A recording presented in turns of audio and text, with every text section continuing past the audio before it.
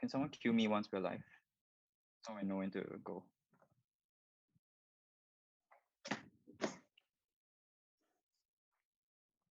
Okay, you are live. Okay.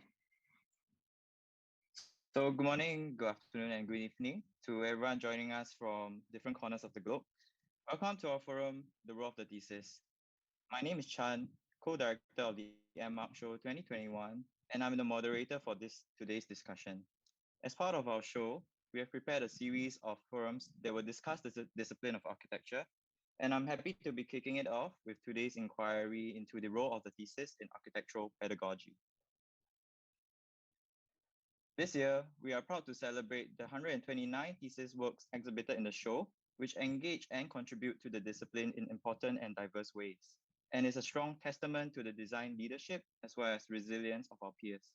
However, in this forum, we wish to take a more reflective approach towards the thesis and the realities behind it to critically assess its role in architecture education today. To offer some context, most of our peers in NUS go through the concurrent degree program, in which you graduate with both the Master of Architecture and Bachelor of Arts in Architecture degrees after 5 years of education. For our peers who did their undergraduate degrees elsewhere, they get their M.Arch after 2 years of studies here.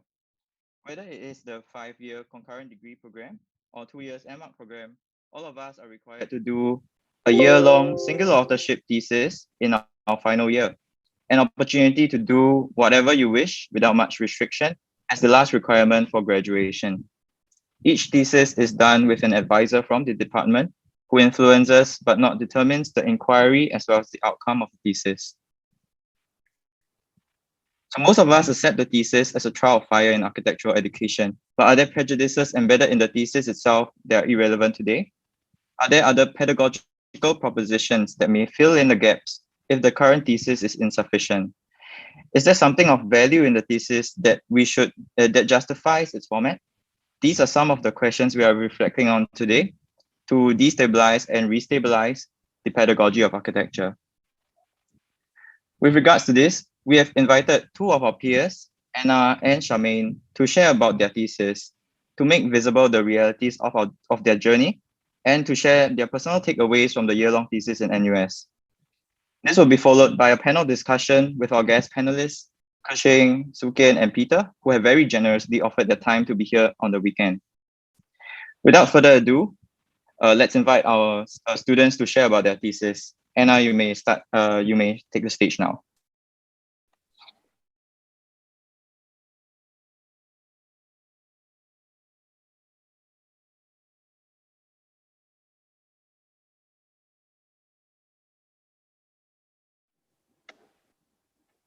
Okay, so today I'll be sharing about my personal thesis journey. And I would say that my thesis journey started even before year 5 actually. And I don't mean that I started doing my research early, but actually by the end of year 4, SEM 1, due to a number of reasons, I was quite burnt out.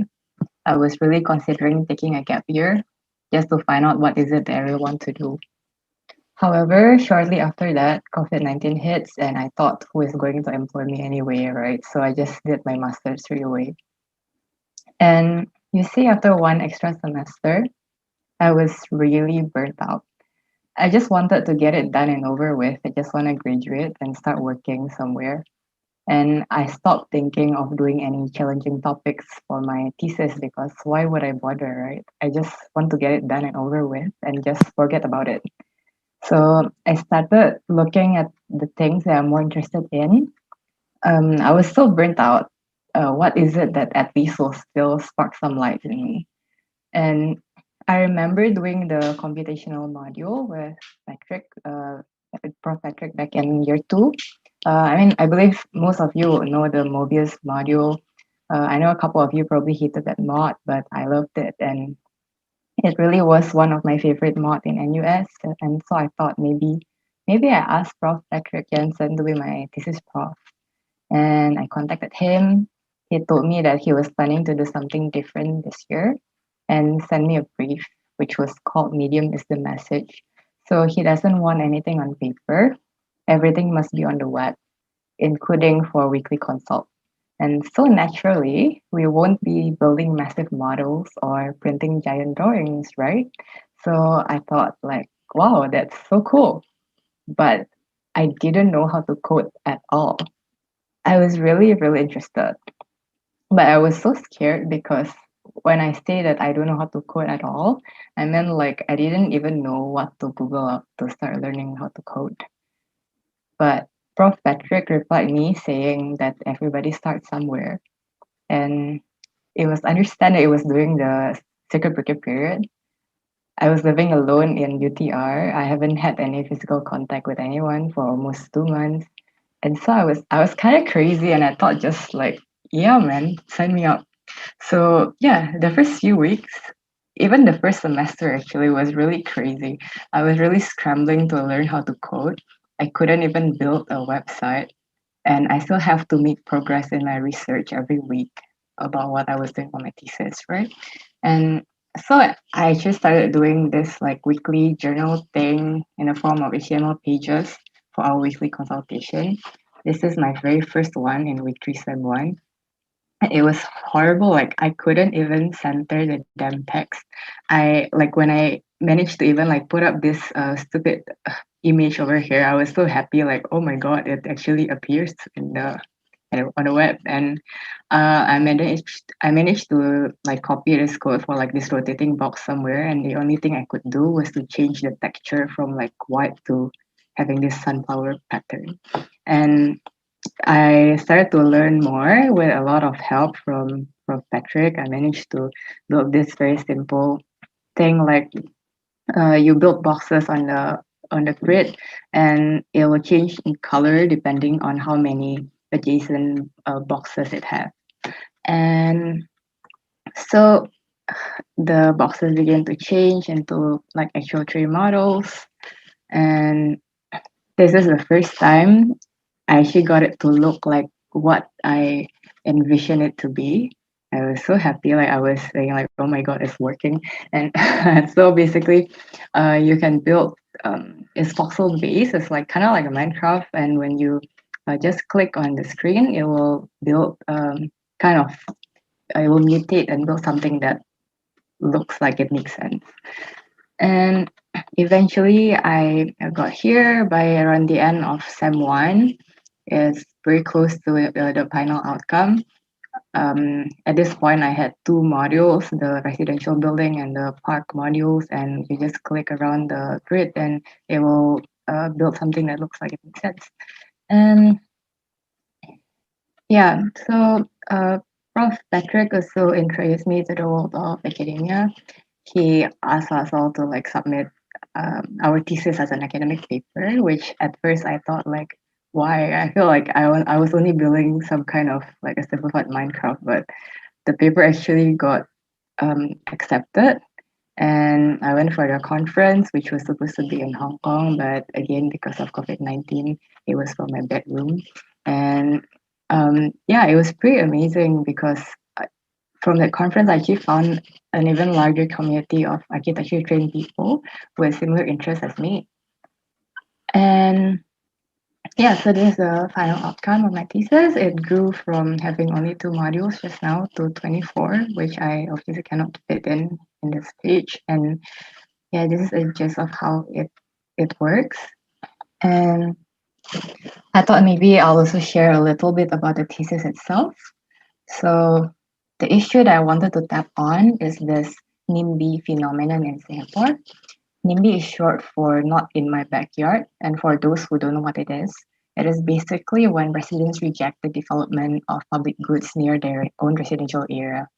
Common example in Singapore includes the development of nursing homes and foreign worker dormitories. So my argument is that most of the time, this phenomenon is caused by the lack of communication between the residents and the developer or government side, and that participatory design processes can help to aid this communication. However, the traditional participatory design setting has a lot of physical constraints, so it is not scalable. You really rely on the intuition of the facilitators to discern what is valuable from the conversation with the residents. And on top of that, the traditional workshop lack instruments for 3D visualization. However, in high density cities like Singapore, the best spatial solutions are often not so planar. It has to be 3D. And so my thesis brought this online so that it's scalable. We can get the rules and restrictions of the design from the developer, feed it into the platform to create a user-friendly gamified platform where participants can submit their inputs. The participants will get a score upon submission, which serves as a personal reflection on their daily attitude, while the developers will get the data of the inputs by participants to inform future spatial planning. So the whole thesis journey for me was quite special. I went from being extra burnt out to actually rediscovering my interest within architecture. I felt like I actually found something I really like doing. And you know what? The thesis journey doesn't actually have to end there, where you have presented your final crit. I know that at the start I was saying about how I just wanted to get it done and over with and forget about it, right? But I guess I'm kind of cursed because right now I'm actually working on building a startup, expanding on my thesis work.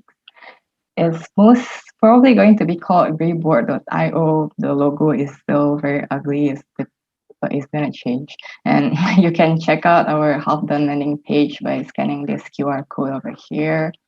And I've been really busy this past few weeks because I'm working on a project for the startup.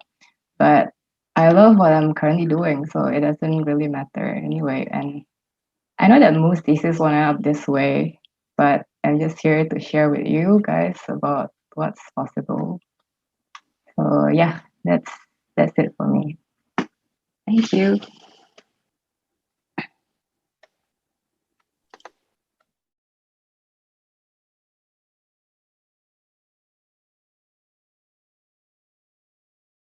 And I'm very happy that you have done so and very clearly as well. So, and I think also it's very interesting to take note that the thesis became an opportunity for you to work on something that was unfamiliar towards you, instead of tapping on skill sets that you already had previously. Yes. So next we will have Charmaine to share on her own thesis journey. Charmaine, please.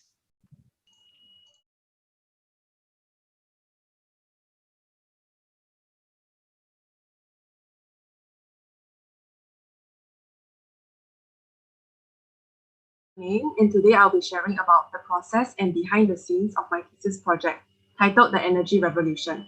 So at the end of the last summer, when we received the email to ballot for tutors who all wrote their own briefs regarding thesis topics that they were interested in, I honestly felt lost and overwhelmed.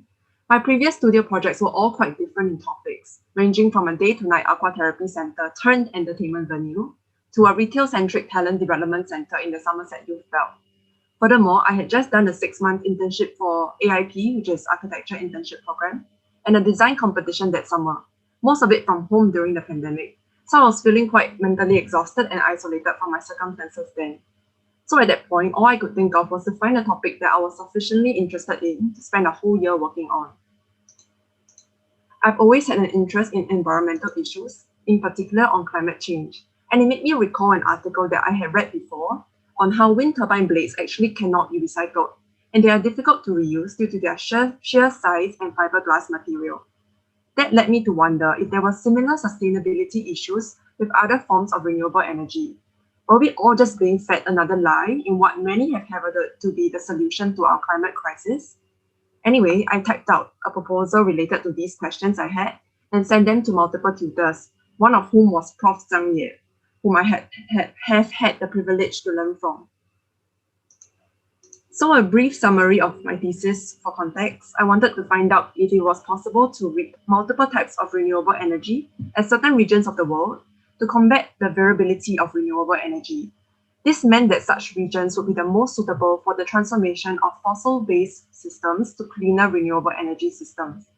To do this, I needed to use a geographic information system, QGIS, to process multiple datasets regarding the global abundance of renewable energy.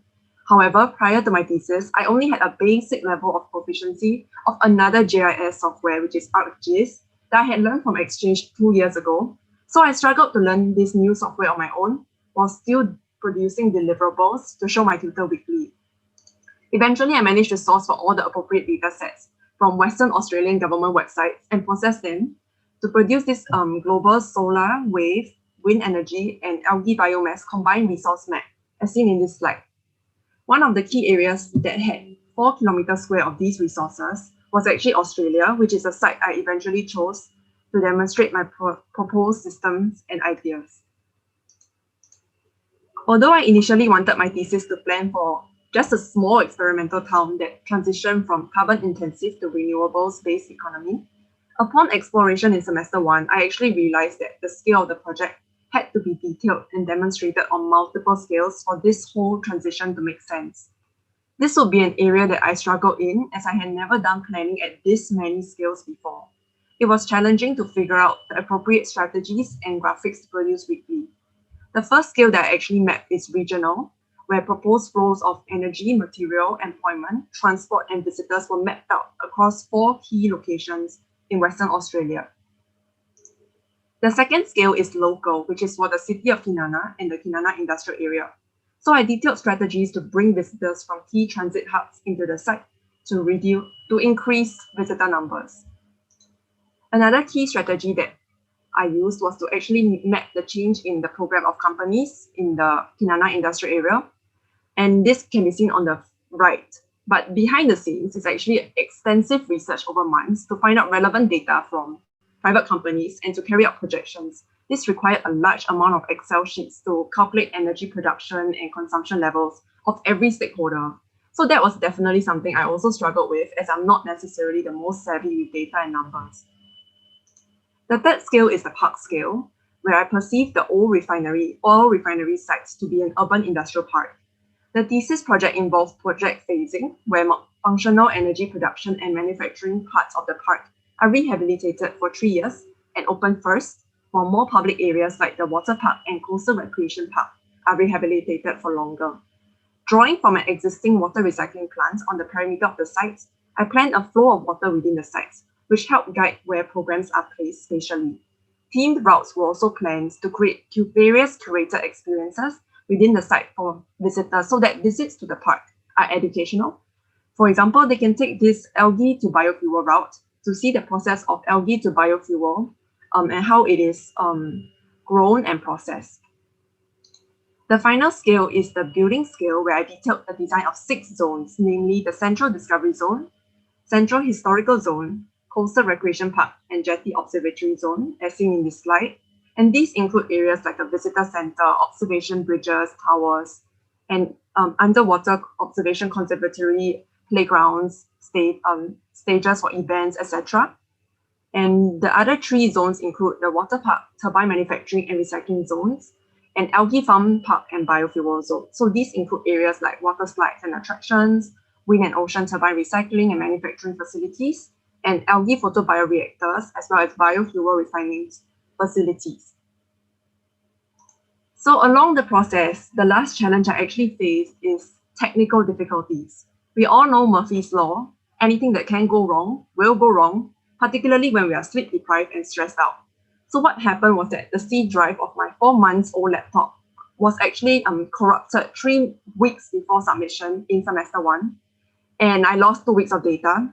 But thankfully, after reaching out to my professor as well as Jason, I was able to get ThinkLab access to tide me through the lack of a laptop 2 weeks before submission.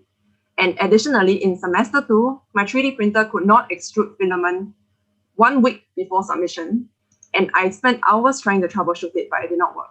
But again, I was fortunate to be able to reach out to my friends who either helped me 3D print or lend me a 3D printer to help finish my project in time.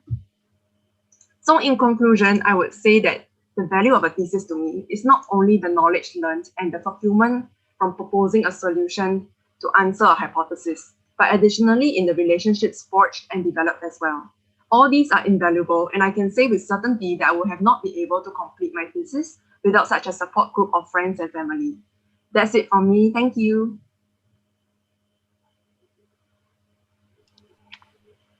Thanks, Charmin. Thank you. Thanks for sharing your thesis together with Anna. I think it's also very refreshing to be able to hear, I think, the messy and unfinished parts of the thesis in contrast with your final drawings and final output, which I think is very crystal clear and very beautifully drawn. Yes, so thanks both of you. So to cap off this segment, I would like to, Charmin, can you stop the screen sharing? Yeah, thank you. Right, to cap off this segment of the event, I want to ask a question to each of you. I think I'll ask Anna first to reiterate, right? What do you think is the value of doing the thesis? Yeah, for me, the thesis was the only time you get to explore wherever you want to explore. Yeah, pretty much anything you want to do as long as it's related to architecture, right? So if you're really passionate or curious about something pretty specific, it's a really good opportunity to try it out. And for me, I think I was super lucky to be able to do what I did for thesis. I was pretty much out of my comfort zone the entire time, and I definitely learned so much, both in hard skill and soft skill that I wouldn't have learned otherwise. And exactly 1 year ago, today, I wouldn't have ever imagined that I would be able to code that entire platform at all. And yeah, but I think more importantly, the thesis has rekindled my passion in a more specialized field in architecture. And so, yeah, I think to me, it was a really good closure to the 5 years of architecture education. Yeah, I just want to ask a follow-up question. Do you think it has to do with like doing something that was unfamiliar to you? Because previously you said you were burnt out and just wanted to get the thesis over and done with. But do you think this has something to do with trying something new that was unfamiliar to your skill set? Is it specific to me or for everyone? Yeah. This is a personal question, really. Oh, I mean, like, But me, may offer like advice to our juniors, right? And to when be they honest, are choosing something. I've always been kind of interested in like computational design stuff since maybe year 2 or year 3, but I just never really get to do it because usually you like again year 3, year 4, you don't get to pick what you want to do, right? You just pick from the like small list of stuff that you can do. So I just didn't get to do it though before year 5, and yeah, that's for me. So I understand. So like the value perhaps for the thesis, what the thesis offers you was this opportunity to jump on something that you really wanted to do for a long time but haven't gotten an opportunity to. Okay, thanks. And I'll just ask Charmin right now the same question, but I know you answered it at the end of your presentation, but I want to hear a bit more from the perspective of an architect. Like, as an architect, what do you get out of the thesis from your own experience, other than the support of your friends and families? I think for me, it's more of being able to try topics and skills of design that I had never done before, right? All through 4 years before thesis.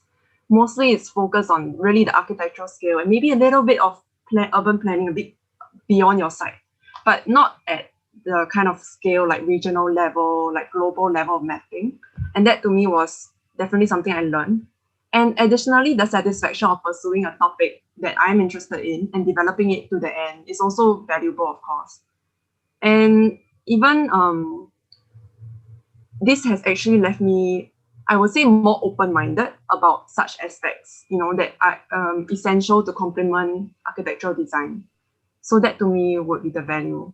And of course, like I mentioned, the relationships formed, that's also very valuable. Yes, thanks, Charmin, and thanks, Anna, for both your insightful sharing as well as answers to my question. So I think this is a great segue into our discussion with our guest panelists, who I'll now invite to the stage.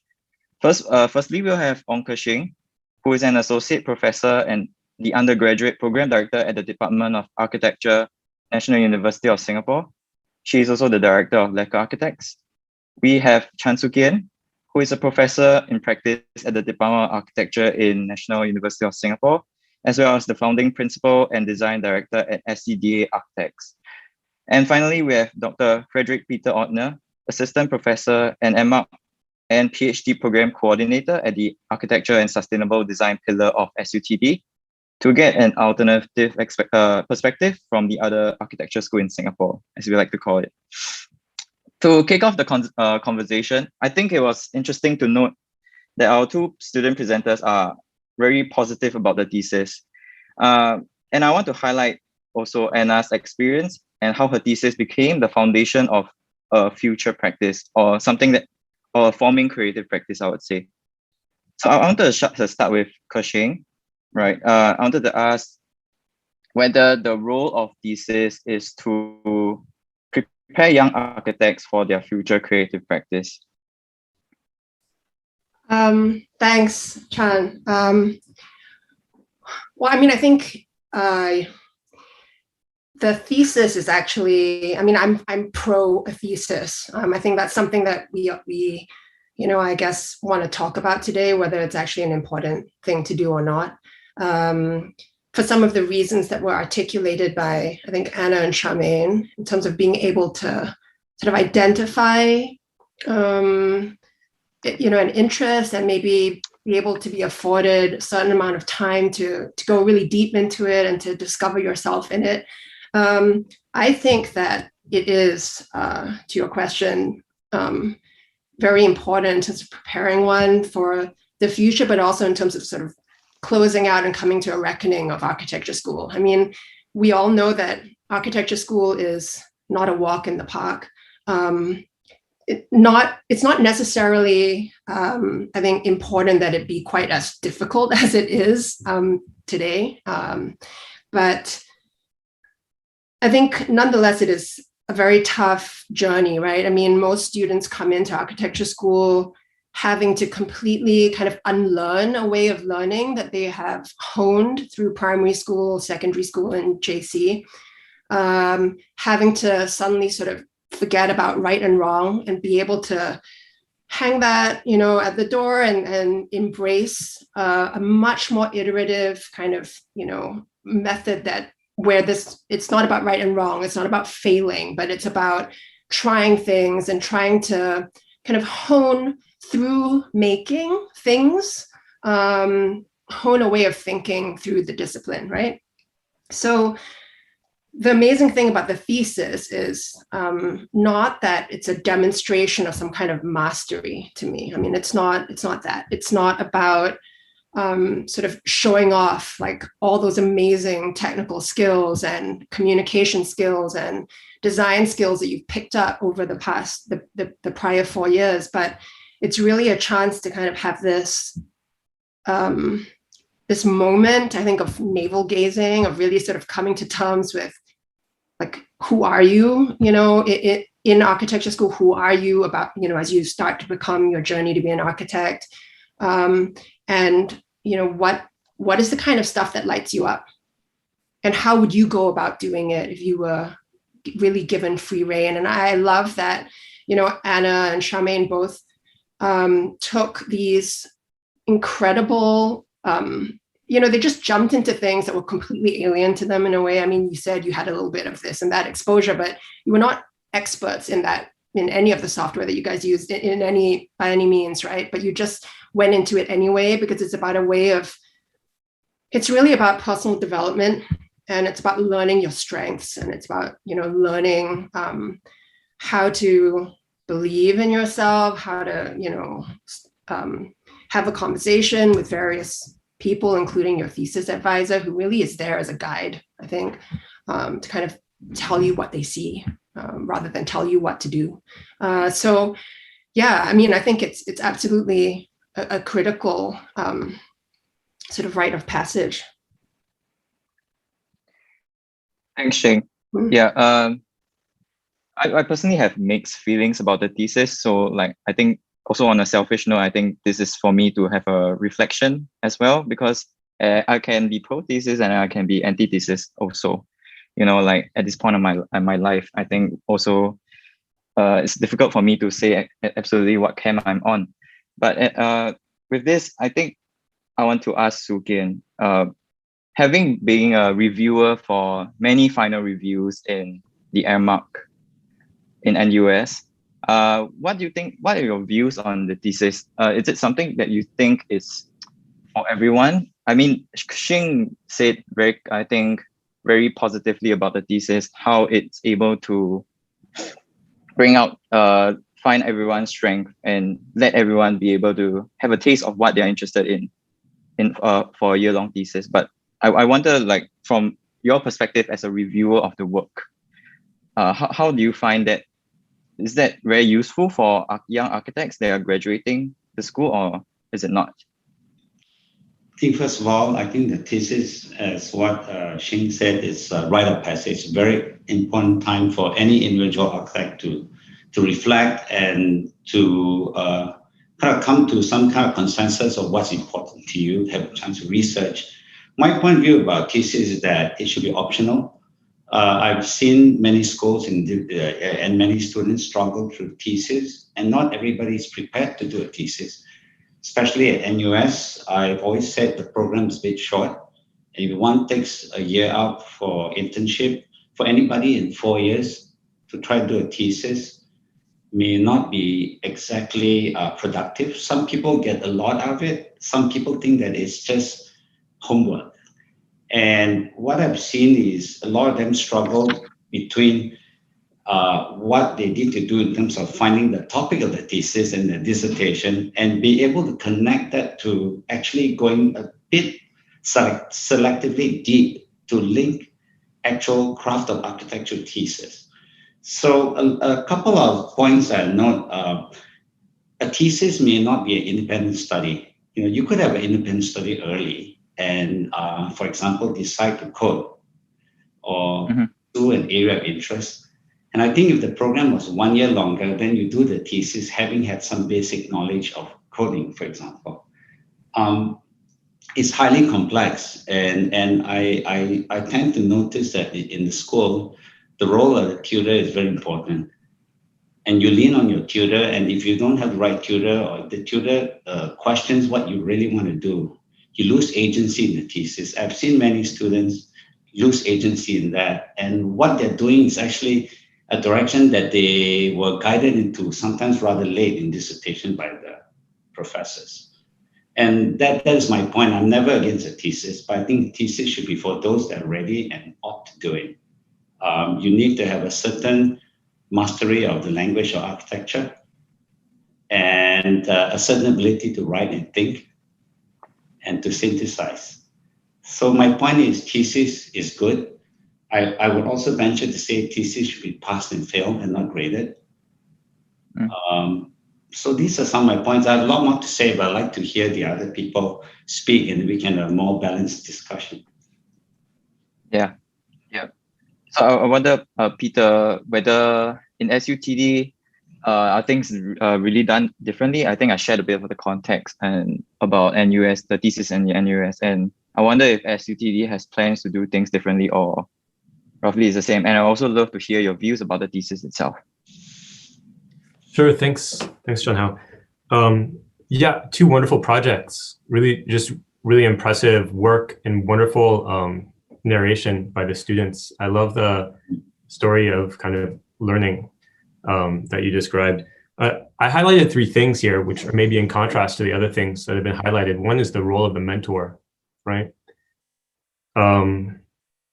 And what you achieved was because of the boundaries that were set by your mentor, right? The idea that you're working on a website, that you're working in this medium.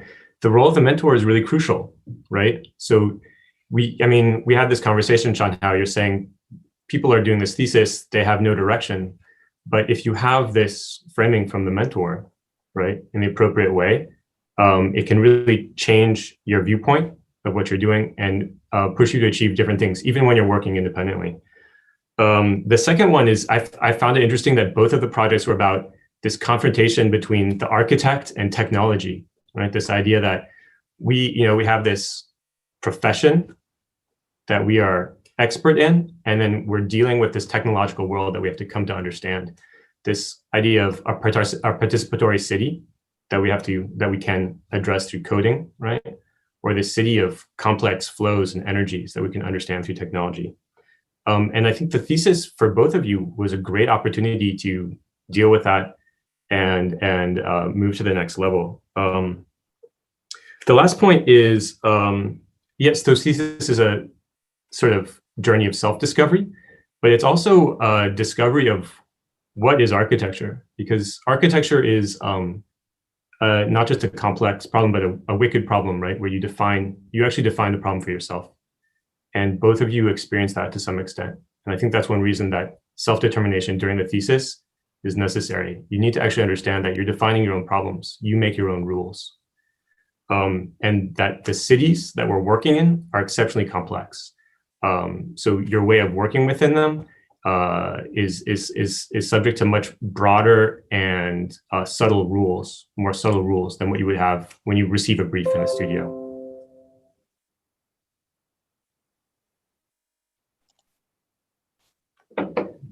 Thanks, Peter. But I wonder, like, this is compulsory, right, in SUTD?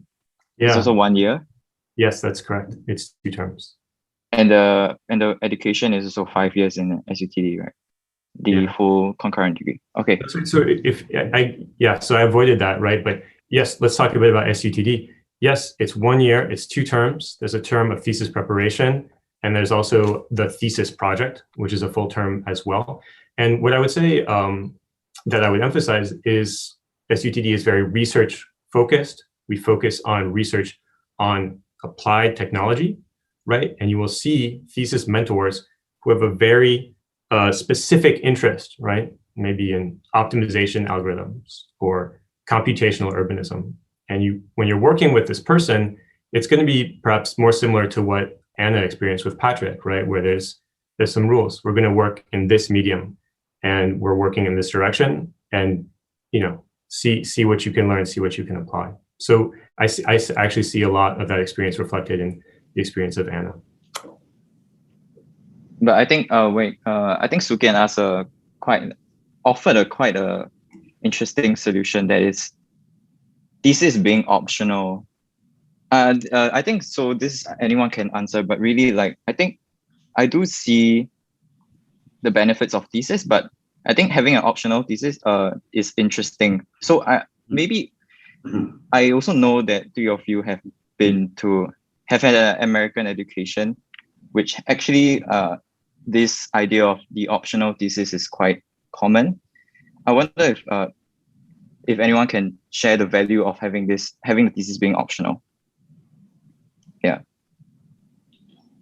I think from my point of view, it's very precious if you have 2 years in school or you have 1 year master's and you are paying the fees. You should decide how you want to learn. And if you have optional independent study, you could also do the same thing in a much more targeted way. However, if it's a longer program, yes, the thesis is a great opportunity to define what you're interested in, and it doesn't need to be too ambitious. It can be rather unoriginal and remain within the box. What I found, I had great difficulty in some of the theses because either they're too speculative or either the thesis advisor is living their own research interests through these students. Underwater city, this, that. If it becomes too speculative, then it defeats the purpose of coming around to a conclusion and remembering that at the end of the day, you need to produce something. And some of them just struggle so much with dissertation and they cannot make that connection through what they have to design. I'm not against being a bit conservative and even trying to explore a particular tried and true topic and fill in a small gap. And then go back and forth with dissertation so that at the end, when I listen to this, I can see the work, I make that connection. But you will be in a lot of trouble if almost at the time you're running out, you have to go back, change dissertation, change program, change design. And I'm not sure if it's that important to put students through that kind of stress. And I'm not even sure if this is rather important in practice. Important part is that it benefits you in terms of knowing who you are, making the right connections of all the different points of interest that you have in the 4 years, whether it's history, literature, and trying to connect. So the thesis advisor must be able to be very supportive and very empathetic to what the student wants. Otherwise, you are simply learning something from a professor. That's not a thesis. That's an independent study, and if you have more time, you can do it. So I question whether it should be compulsory. I think it should be optional. And you should be able to challenge a professor and not worry about grades. So at the end of the day, your thesis has nothing to do with your advisor. You're using advisor to push back against for your own stuff. You're paying tuition, you're doing work, this is for you. If it's not for them, does not matter, right? That's your last kind of chance to have your own voice before you go into the world of commercial practice. Thanks, Sugan. Can I also, what are the options then if a student was not to do a thesis? You can just simply decide to take an independent studio with one of the professors, whether it's computational design or some area of interest, because you're interested and your time is special and you have one more semester to do something with somebody you like. That's quite different. You're doing only a portion of what you like. But of course, you miss out on other things, but it's a choice. Otherwise, one more year to the program.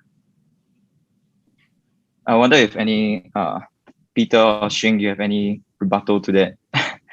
Because I suppose you both did a thesis when you were a student. I did not. I opted out. And yeah, and Sugan did not, but he's the director of SED, so we probably don't know better. But so I mean I think it's interesting to hear the views. Like what if it's optional? Do you think it's a good idea, especially in the context of Singapore and context of practice? I think I don't think like anybody has to necessarily, I don't think that everybody has to necessarily go through the exact same route. Okay. I mean, there's no prescribed way to become successful like Sukian, right? That is not. Doesn't mean everyone who doesn't do a thesis is gonna have the same career that he did. It's really, I think from the point of view as an educator, from the point of view as maybe sort of thinking about planning a curriculum that tries to achieve a certain kind of, I wouldn't say like sameness, but at least a certain kind of hitting of a certain kind of target in terms of learning objectives, that it is useful to have everybody go through a thesis, right? Because otherwise you end up with very different kinds of learning journeys. And I mean, we can argue about that because yes, of course, everyone's learning journey is different, especially in a school like ours where we have so many tutors that are not actually full-time staff. And you have full-time staff that are not necessarily all academics. Like I'm not an academic, right? But I'm a full-time staff. And so the way that I approach teaching is also very, very different from somebody else who is. So, I mean, given that aside and knowing that there's going to be a certain kind of patchiness and variability within the education, I do feel that having this requirement at the end where every student has to kind of wrestle with a project that's a little bit, that is different from a studio. And I think perhaps this is something that, you know, I mean, Eric can't be here today, but I mean, I have something that we talk about a lot is that how does one actually define, you know, what is that really important thing that is in a thesis that is not in another studio, right? What differentiates the thesis? And it seems that, I mean, one thing that a lot of people that I've talked to kind of agree with is that in a thesis, you have to really be able to ask an architectural question or a question that is relevant to the discipline of architecture. And not all option studios projects kind of get to that, right? A lot of them are sort of like about a design idea that is an answer to a question that is actually brought to them by the tutor. In an architectural thesis, the student actually comes up with the question. And I think that even Anna's, where she worked with Patrick, who basically, you know, framed for her very closely, like we're going to work within this kind of framework. We're going to not look at this thing, we're going to look at that thing. Even then within that, her own specific thesis came from her own conclusions within that framework. So my counter proposal, and I mean, I spoke to you about this, Charm, the other day, is that rather than perhaps having an optional thesis, to have different ways of doing a thesis. So there would be those that are perhaps, I mean, much in the same way that you have, those categories in the website, critical architecture, sort of, all your other four categories. We could perhaps sort of categorize approaches that might have to do with more or less kind of scaffolding, but that the question is still asked by the student. And again, there is no scale that is wrong. Like, it can be a tiny, tiny, tiny, what might seem like, oh, is it too small of a question? But that I don't think that there is too small of a question. So I think that question can be tailored, right, to the student, but the onus should still be on them to ask that wicked question. So I'm pro sort of offering different thesis models, but we have to really work to define what has to be in common amongst them. And I think that that's very difficult for a big school with many, many different voices, where, as you've all said, you can do anything you want. I mean, that's the amazing thing about NUS M.Arch thesis, right? If you look at the sheer the variety and the 130 plus that you have on the website, it's quite astounding. So that would be my counter proposal. I'm only the director of like a 5-person firm, so. Yeah. Charmin, you want to say something? Actually, I have something to say, which is I actually think that the approach of having certain categories and range of topics, like for each student to kind of choose and then develop their own question, I really like that idea. Because personally, I feel that when we are split into 3 distinct type of program, right? Like for example, my studio was part of, I think, design by research. And then our deliverables and process that we go through is actually quite different from someone who's doing, for example, like conservation, right? Like, and then in the end, the deliverables look very different as well. And then I feel that at the end, we are always compared by just the deliverables. So to me, that kind of diminishes a bit of the entire process that, perhaps my studio and my cluster went through. So that to me actually I really like the idea. Thanks, Shams. Peter, do you have anything to say? Actually, I have a question in mind, but I was just wondering if you have anything to say first. Let's hear your question.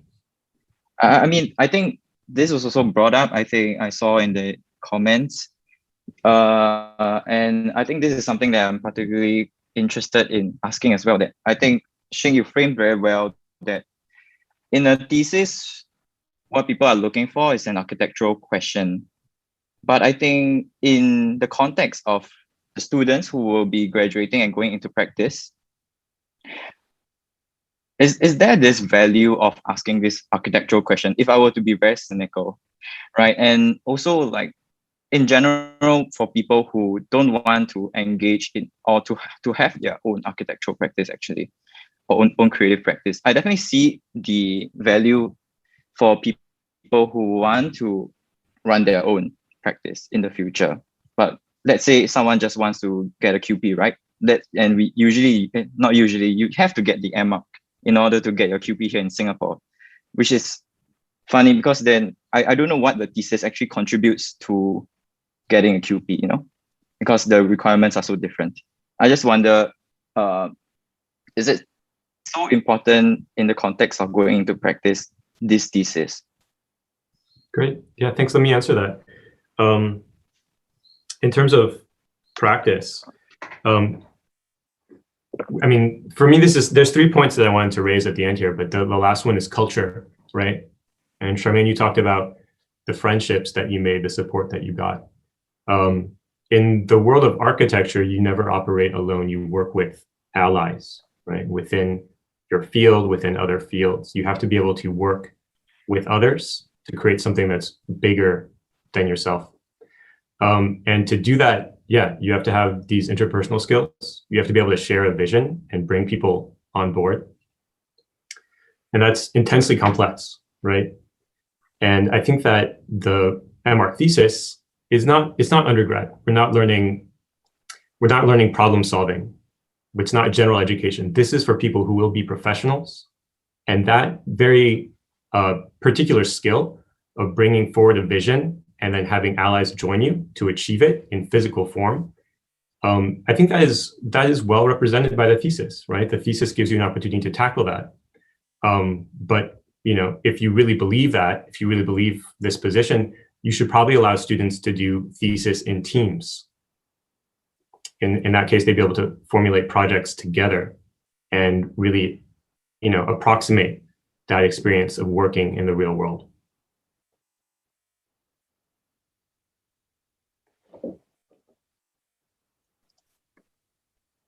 Thanks, Peter. Can I jump in, Chan? Yeah, please. So from the point of view of somebody who has a firm, who hires, who looks for people to hire, I find the thesis the most intriguing part of the portfolio to go through, because I know that it's the part which is in the way the least defined of all the other projects. So hearing how somebody sort of takes some sort of, like thing about the world that irritates them, or like some sort of passion about architecture that drives them, and how they then sort of find their way through that, navigates, all the different literature, the community of practice, like all that stuff that sort of surrounds that issue, and then finds a way to kind of work through it using some kind of an architectural, whether it's a program or a scenario or whatever, to work through that problem. I find to be incredibly sort of like eye-opening in terms of understanding how a person thinks and the kinds of ways that they would sort of turn thoughts and hopes and anxieties and all these kind of concerns into something physical that represented, right? I mean, in the way that we all design architecture. And I love that because it's so much more telling than a studio project. So as an employee, I think it's fabulous, right? As somebody who goes into practice and, as you say, just wants to be a QP or whatever, I mean, I think that's where perhaps we should think about the thesis and how much of it should be like, when we talk about a thesis, a design thesis, how much of it is actually should be design, and what is design? I think that's maybe something that we should really think about, because we, at the moment, really celebrate this idea of like, design of the thesis as being this incredibly beautiful display of just like gorgeous looking stuff, right? I mean, if you actually go around and look at all of these boards, like there's not an ugly board out there. It's just unbelievable. But, is it about making pretty stuff? Is it about, having this incredible sort of technical prowess? Is it about, some other sort of alchemy of turning sort of thought into thing? Is it about, some sort of like very rigorous engagement with a process where there may not actually be that sort of like design magic, but it's about being able to really kind of think through something in a very, very rigorous way. I mean, why can't all of those different things be a design thesis? So I think if we start to think about the thesis in that way, rather than this display of beautiful drawings and sort of like beautiful images, perhaps, the thesis becomes relevant for those people that you're talking about. But, I think it, as I've said before, there is this moment at the end of one's education where, you can just sort of push yourself to do that, to kind of pull it all together and to force yourself to go through that rite of passage. There is utility in that. Well, I think I have to respond to your... Yeah, please. I'm not disagreeing. In fact, what I'm saying about optionality is just being pragmatic. I would love to have, if I interviewed all these students, I could see the people that are achieving what you are saying, that they are getting it, and they are understanding that the thesis gives them agency to think of their own processes, how to design. And I would tell you that there's that 10% in any studio, whether it's here or in India or anywhere, that will be able to do that. And it will also be those 10 students that will give you those crafted section perspectives. I don't think they're mutually exclusive. I've seen in the years that the people that can do it all. I'm not trying to say that the rest of the people can't do it. It's just that everybody arrives at the endpoint differently, right? And what we just said, Pershing, I think maybe applies to a section of the students. It doesn't mean the other section of the students can't achieve it. It just means that a thesis and an independent study. Okay, you are suggesting a thesis that is segmented to different more modules that you can choose, or you can simply just decide on independent study where the dissertation doesn't form a large part of it, because not all the students write and research that well, and they do struggle. And I'm very pragmatic. The program is 5 years, and we have a 1 year program. And I've seen dissertations, I've seen otherwise. I've seen theses that are extremely thin, and you read through the reports, it's quite prescriptive in the way you research. And through the years, I've actually looked at this through several years. And I'm just saying that it may not be suitable for all people, and we shouldn't penalize. So there are 2 points of view. But from the point of view of being a QP, I would say it's not relevant to think of being a QP. I've said that the role of the QP, and when I interview, if somebody says to me, like, I want to be a QP, put me on a project, I'm not necessarily that interested, because you don't have enough time yet after school. You have to continue your design thinking and research into professional practice. If you want to be a QP, you stay on a project for 2 to 3 years and do minutes and deal with all the authority issues, you would have lost your agility of being a designer. You should hone your skills as a designer first, get your QP later. Very important, because Singapore is an extremely small market. The only marketable thing you can do is design, right? And there are people who are going to be good designers, and people that can do both. They can think, write, teach, and practice. I'm only saying that for a 5-year program, it may be a bit overwhelming for some of the students. Some of the other programs you see overseas in the US, people are coming from 4-year degree in literature, then they have 3 more years to do their master's and thesis. They have the breadth and ability to write and think. And then the programs generally are 6 to 7 years. So we are short of 1 year to do the thesis. But for those who are prepared and who are ready to do it, they can find a panel of thesis advisors within the school, or I would even suggest outside of the school. Because after a while, you start to see a certain way thesis is being done at NUS through the years.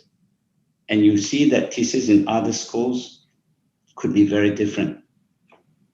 It's not a criticism, it's an observation, you know. And I've discussed this with deans of other architecture schools on the advisory panel, or that have been examiners from either AA or from the US. And all of them have different ideas of how a thesis should be done. There's a certain way that theses are being expected at NUS. That's all I'm saying objectively. And I have to say that I agree that a thesis is very relevant when the students is prepared to really embark on it and can learn from it.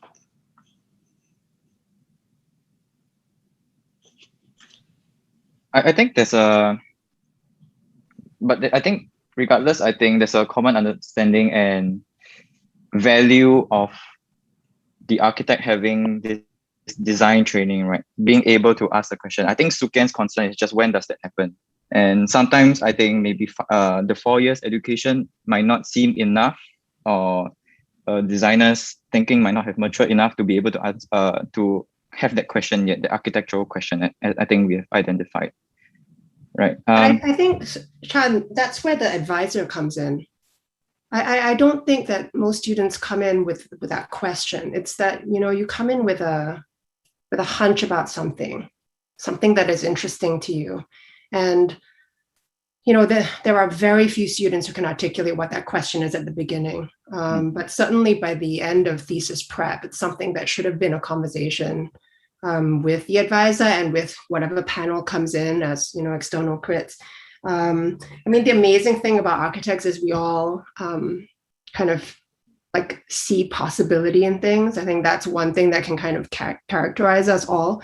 And oftentimes, I've heard on many thesis reviews that, what advisors are really, or what the panel are really excited about is like, it makes me think of this thing, or it gets me excited because it makes me ask that thing. And that it's always constructive. And there's so many exciting questions to ask. I think that's where the advisor really, really helps. I was saying earlier on that the advisor sort of says what they see rather than tell you what to do. And so part of it should be to see, these are the kinds of questions that can come out of the thesis, and like, what is interesting to you, right? And then the student can kind of pick and then articulate it more, sort of like own it and sort of pull it into their own inquiry and add a twist to it or whatever.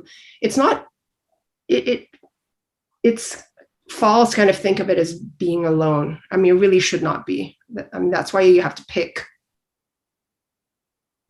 wisely.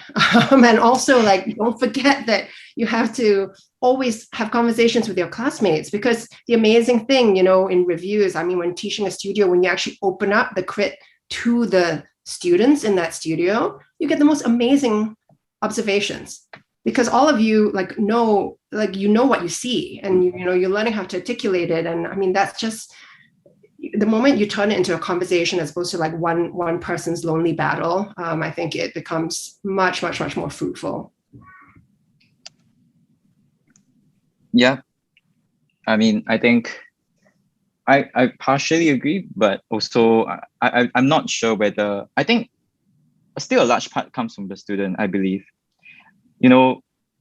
As much as a tutor that would affect the thesis experience of a thesis student, I believe the thesis student themselves have to have a certain level of competency before they go into the thesis. Otherwise, I think the experience will become very different.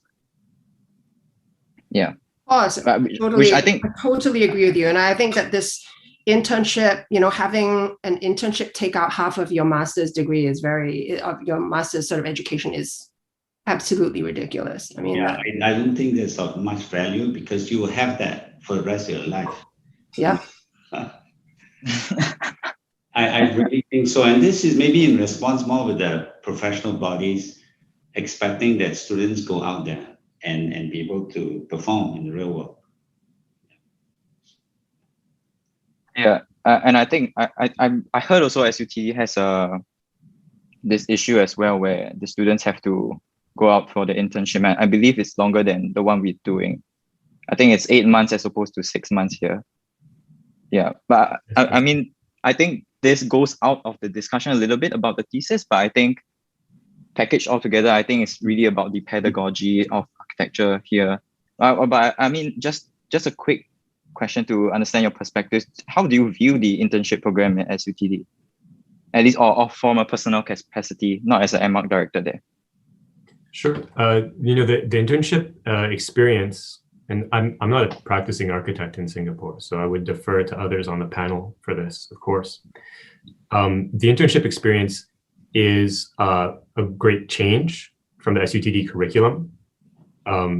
And students learn a lot from it and generally have positive feelings, right? They have a nice relationship with their coworkers and advisors. They come back having done something very different and come to the thesis with fresh eyes. And these are kind of not very deep observations, but it does serve as a nice kind of break for the students in a way. So that 8 months count within the degree program, or is it gap 8 months? It's part of the program. It's a structured internship program that is a 2-term period. Right? So that's 2 4-month terms. So it's an 8-month period. It's 32 weeks. Do they have to pay tuition for the 8 months? This is a very technical question. And I would actually ask you to confer with the administration if you're interested in the actual.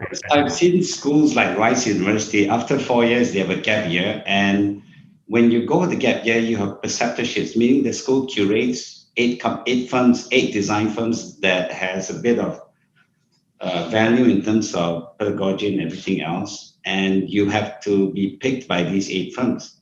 And you don't pay anything because it's your gap year for 1 year. So it's a continuation of your design thinking with practicalities of work. Then you come back for the last year and you synthesize real world design, that's continuity. So the issue I have with these 6 to 8 months interns, even if they come in, you don't know what to do with them because they're only 6 to 8 months. They end up doing, actually you need to actually tutor them for them to get value. Otherwise they end up being more of a hindrance to the company and they end up doing small parts. And then it becomes them really asking questions and learning on their own. I love the suggestion that industry can come in more into the M.Arch program. I think M.Arch, the culture needs to be different from undergrad. We need to see something that's tangibly different, right? It can't be just exactly the same thing as undergraduate. And one way to do that, right, would be to really leverage the industry experience and bring that, have some continuity from that into the thesis, right? Which would imply opening up the thesis, perhaps adding some resources and more structure to it. But yeah, I think that makes a lot of sense. I want to quickly bring up a question that I saw on the comments, right, which is directed to Sukian, which is very relevant to what we have answered actually, but maybe just to reiterate, has architectural education strayed too far from training students for the industry? While architectural thinking is important and should play a large part of architectural education, many have struggled to bridge the gap from non-grounded architecture, which is in school, non-grounded architecture, to real-world practice. I have my own views, but I'd love to hear Sukian's views. I think no school can train you technically because the breadth of what you need to know takes years to learn. But it does help if you have some technical skills, and it may not be necessarily knowledge of how to put together buildings or regulations, but just a certain intensity of work, a certain intensity of craft. And that's why I always think that when we do a thesis, we should also balance the dissertation part.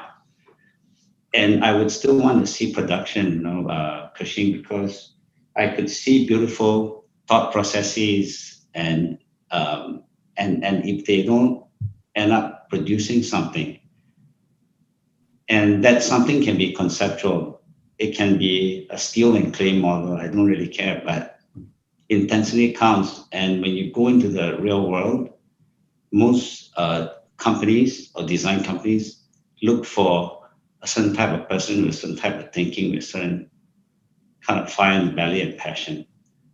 And I don't really think that teaching technicalities beyond what is already being taught, like mechanicals and theory, history, and structure, the rest of it, you decide what you want to do and what kind of practice you want to be with.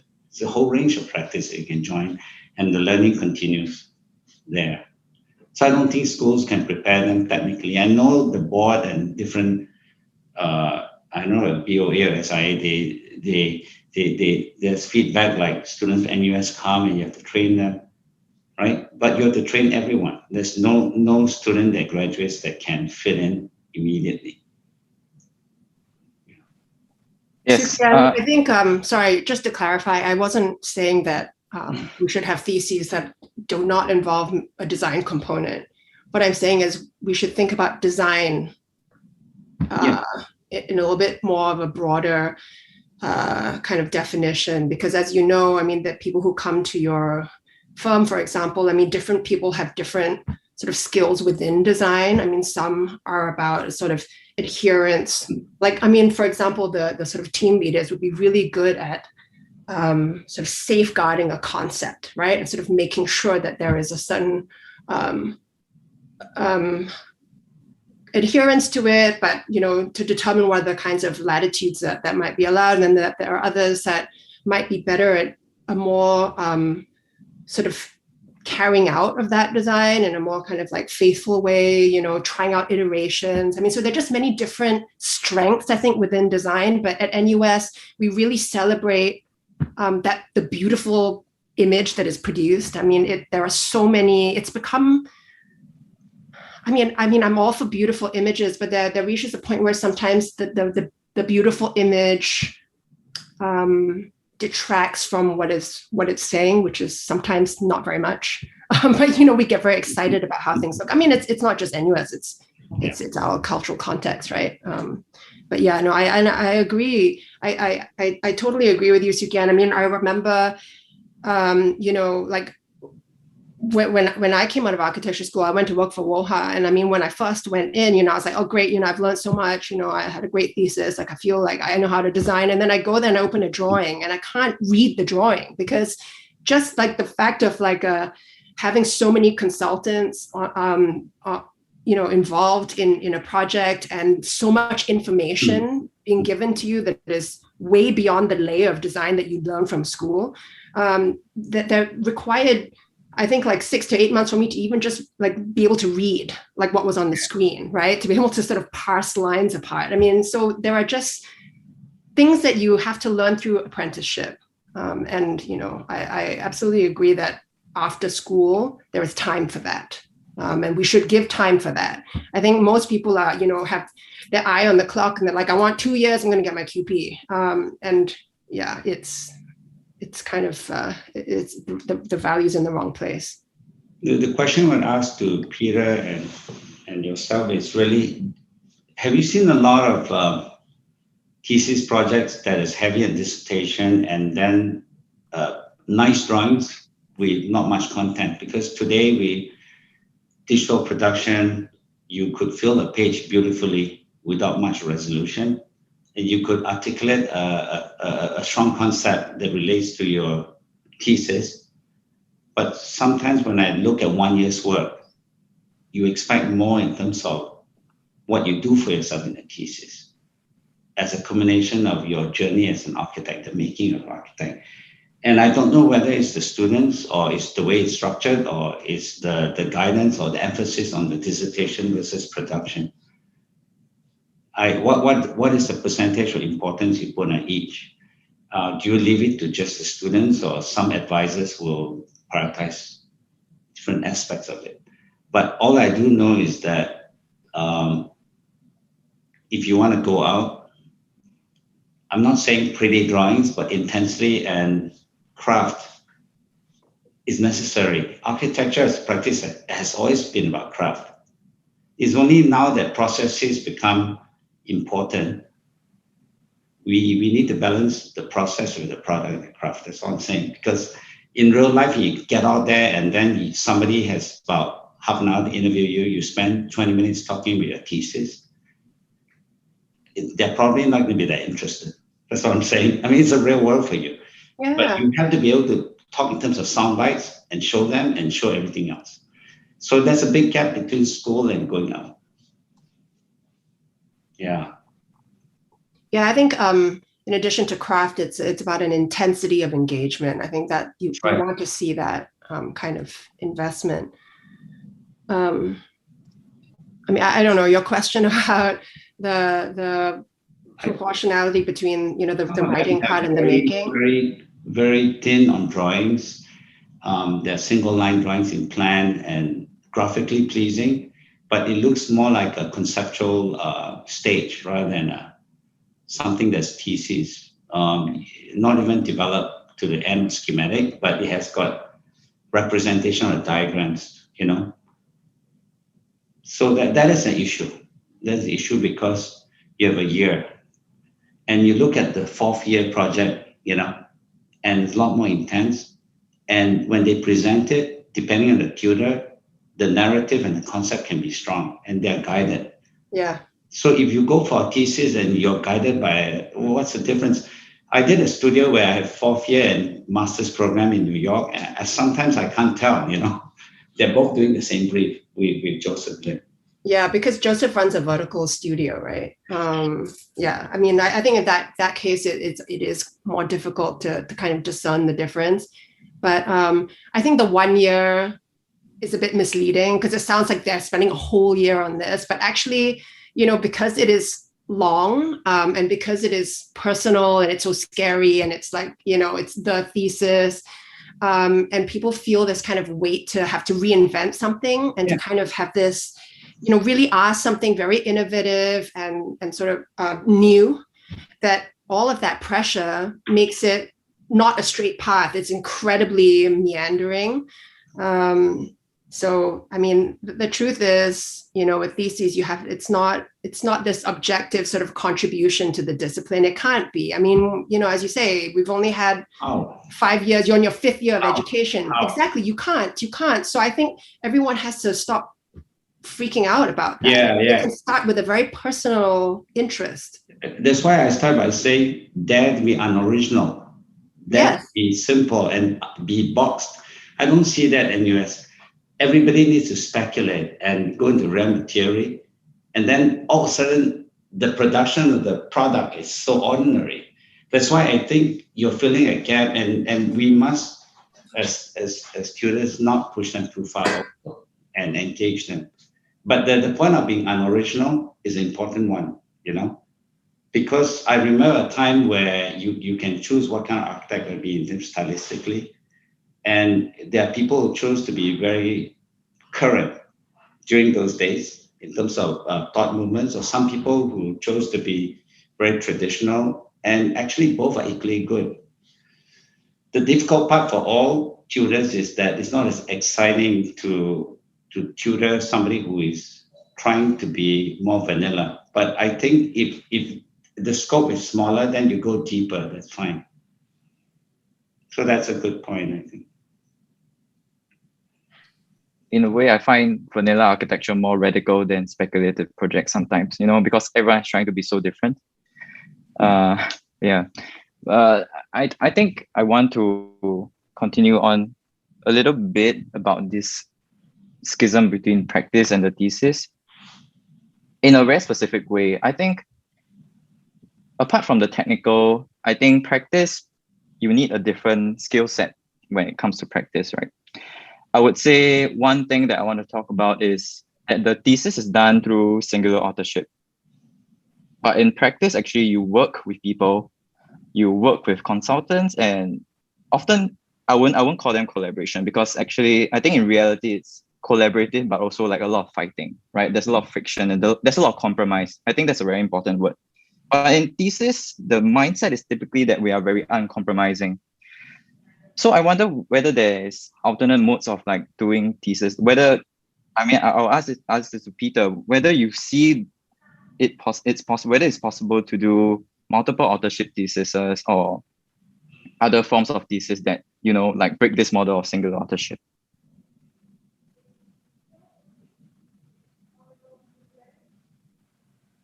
Sorry, is that question to me? Yeah. Yes. Okay. So I mentioned this earlier, that I think that's something that's worth considering, right? Although, I mean, what we've been talking about just in the previous conversation about hiring someone, trying to understand how they work, it's great to be able to see an individual thesis. But yeah, no, my position is we should ask this question, right? Is this having somebody go off and be a hermit for a year and dig deep into some obscure area by themselves with kind of minimal guidance from a mentor? Is that really the way to prepare them for a modern career, right? Where you're talking to people every day from all kinds of places. Shouldn't they be working in integrated groups, maybe even across disciplines, to do a thesis project? Wouldn't that be something that's more relevant to the world that we're working in? Yeah, and I have to say also, I think it's also a trend maybe for young practices, for young architects to go out in groups and to set up their own practices, because I think it's a strategy to overcome limited amount of social and financial capital. When they group up together, they can combine them and, be a bit more successful in those field in terms of capital, at least. I think, yeah. But I wonder whether in NUS there's that possibility of us moving towards this kind of model, or at least provide an option for it, I think with our current situation of working from home, doing study from home, you can collaborate with other students easily. But I mentioned earlier about having panels of thesis advisor, because you could just as easily have a thesis advisor that you want from another school they want to take you. But I don't know how that fits in with the structure of education, but it is possible. A thesis advisor doesn't have to be sitting next to you. And a collaborative thesis project would be very interesting, but you need to find like-minded people to work together on a common project, which is important. And you probably produce something that is a bit more intense as well, because you're bouncing off each other constantly and not just the role of the tutor to help guide the thesis. Okay, so I want to hop in a bit here because we are nearing the end, and I want to drag some more questions from the floor. There's one question asking, how is DOA going to approach the thesis after this cohort, with it being condensed into a single semester instead of having it for an entire academic year? I think for this question, I don't know whether we want to take it because it's something that is still, let's say, in progress. Yeah, so I think this one we will have to sit out for now because no one is really entirely sure what's happening. And Zul asked, what would be an ideal duration to spend on the academic thesis? Which actually is quite framed in a different way, maybe. But let's say a year thesis versus a half a year thesis. What's the difference? I mean, I think it's different for everybody. I mean, where I went to the GSD, I did a 4.5-year program, right? I mean, I did a 5.5-year program because I did landscape as well. But say the architecture program is 4.5 years. No, wait, I did 4.5 years, sorry, with my landscape. And if you were to do the whole program in as short a time as possible, okay, it is 4.5 years. But that means that you have to do your thesis prep concurrently with a studio. And some people like to do that because honestly, like if I have no studio and I have all my time doing thesis prep, I would go into a complete tailspin and drive myself nuts and not be able to focus. So actually when I'm busy, I get more done. So that suited me. And then I had one term to just do my thesis design and done. Some other people hate that. They want to have the luxury of time and the ability to focus on their thesis prep. So what they did was they finished all the option studio and then they did thesis prep alone in one term, and then they did the thesis in another term. And of course they paid more fees, right? Okay, but they were okay with that. And they did a full year for their thesis.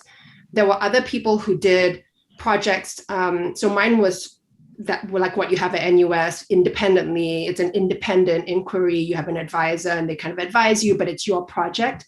Some other people, like I was telling you, Chan, like my husband, he did a thesis under Rem Koolhaas. Rem like defined the scope of what they were looking at. It was to study Lagos, Nigeria. A whole kind of group of them went over there and he ended up writing his thesis in a pair, right? And of course they produced conjectural sort of work in it, sort of, and you could call it design. It's not a building, but that was just part of a document that came out of it. So there were many options for how to do a thesis. And it just depends on you and what you know, how do you see best wrestling with your education and kind of coming to terms and being able to articulate and say, hey, I'm that kind of an architect, or I'm really interested in that kind of a thing as I progress into the next stage in my career. So I think Zul, you should be able to choose, but I don't know how that is like administratively. And I mean, I have nothing to do with the thesis design, the design of the thesis program at NUS. Okay, and we have one more question from Munshi. Hi, Munshi. So he asked, how architectural does an architectural thesis really have to be? Let me reframe it. Maybe I think what Munshi might be asking is, how does the architectural thesis have to be a building? No, it doesn't have to be, but it has to be architectural. It can be it can be anything, but it has to culminate in drawings and ability to demonstrate that you can think and put together writing, orally presenting, making. It could be on an urban scale, it could be on the scale of analyzing an old building, but you need to take that and go off into something else, right? It's hard to say, but when you see it, you know that this thesis is there and that's not. I don't know if that answers that question. It doesn't not an easy question. Architectural as in a building. It can be the study of figure ground of an old city and how you take that into something else. That's architectural, right? Can be about a lot of things. Or somebody could just decide to just do a taxonomy of parts of Singapore and try to conclude that there's some kind of spatial thing going on. So is that architectural? Yes, it is. But it's not a building. My entire thesis, I didn't even have a building. So like it was really applicable to me because what was written, I think, was that it has to contribute into the discourse, the architectural discourse. So it doesn't have to be a building, but it has to be like architectural, right? So I think my studio, we're kind of struggling at first, and like how should we represent it so that people will understand how it contributes to the architectural discourse. And initially we did like videos and stuff, but I think the external reviewers didn't like scan the QR codes and they didn't watch the video. So eventually we did have to have like drawings as well, even though, we didn't even have buildings or design. Yes, and actually we are about time, so I would like to hear maybe last comments about Peter from SUTD point of view, perhaps, like, does it have to be a building like the thesis? Yeah, especially since we've gone digital in the last, it's more than a year now. There's been some disciplinary drift, right? This idea that we're not seeing the level of drawings that we used to see. People are making video, people are making animations.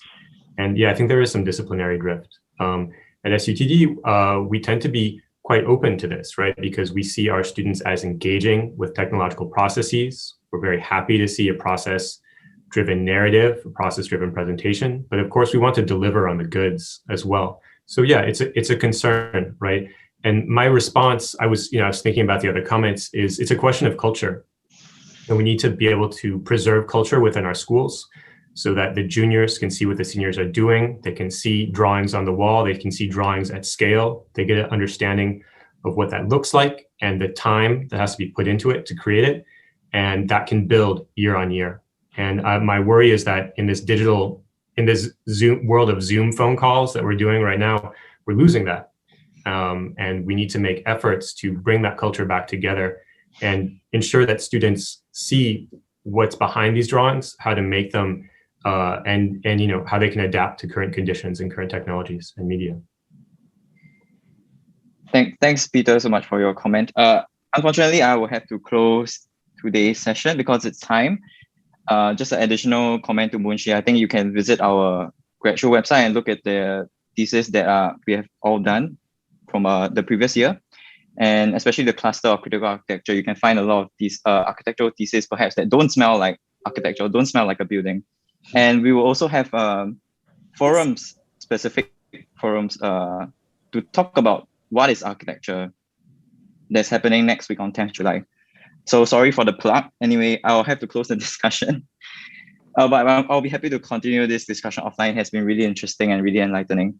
And it's an absolute honor to be able to moderate this session today. And I think I can say for everyone that this session was really enjoyable. And I'm hopeful that this will be good material to rethink the pedagogy of architecture in both NUS, SUTD, and also, I think, globally beyond Singapore. Thanks again to Kashing, to Sukian, and to Peter for taking time out. And thanks everyone who has tuned into today's event. With this, I wrap up the event today, but this is not the end of our show, of course. If you haven't, do visit our online exhibition at nusmarkgradshow.com to view the wonderful thesis that the NUS M.Arch students have produced over the past year. And if you enjoyed today's event, do check out the event schedule that's also on our website. Share it with your friends, and we will start. And from the next week onwards, we will start our cluster-specific forums. Thanks, and see you. Bye-bye. Thank you. Bye. Thank you. Thank you. Thank you for the great conversation. Thank you.